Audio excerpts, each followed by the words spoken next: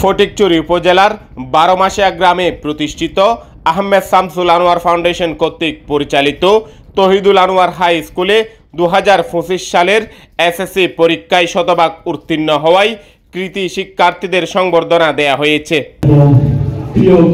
বৃহস্পতিবার সকালে বিদ্যালয় হল রুমে আহমেদ শামসুল আনোয়ার ফাউন্ডেশনের চেয়ারম্যান এএসএম কামাল উদ্দিনের সভাপতিত্বে এতে প্রধান অতিথি ছিলেন ফটিকছড়ি উপজেলা নির্বাহী কর্মকর্তা মুজাম্মেল হক চৌধুরী। ফটিকছড়ির ভিতরে যে শিক্ষা প্রতিষ্ঠানে আসার জন্য উদ্গ্রীব হয়ে থাকি, আমি আসতে চাই, বিভিন্ন কারণে আসতে চাই।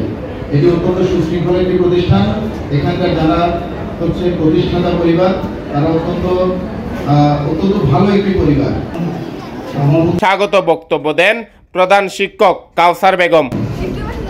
বিশেষ অতিথি ছিলেন হারওয়ালছড়ি ইউনিয়নের চেয়ারম্যান ইকবাল হোসেন চৌধুরী, বিদ্যালয় পরিচালনা পরিষদের সভাপতি সুজাউদ্দিন জাফর, 12 মাসিয়া 1 উচ্চ বিদ্যালয়ের সভাপতি আতাউল হক চৌধুরী, তহিদুল আনোয়ার হাই স্কুল পরিচালনা পরিষদ সদস্য নুরুল আলম, শিক্ষক বাবলা কুমার দে, শাহজাহান মেম্বার,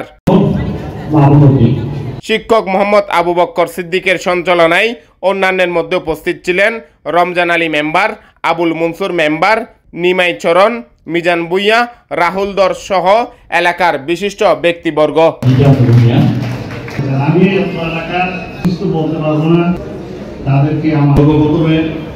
আমি অভিনন্দন জানাচ্ছি শিক্ষার্থীদেরকে, অভিভাবিকা আছেন তাদেরকে।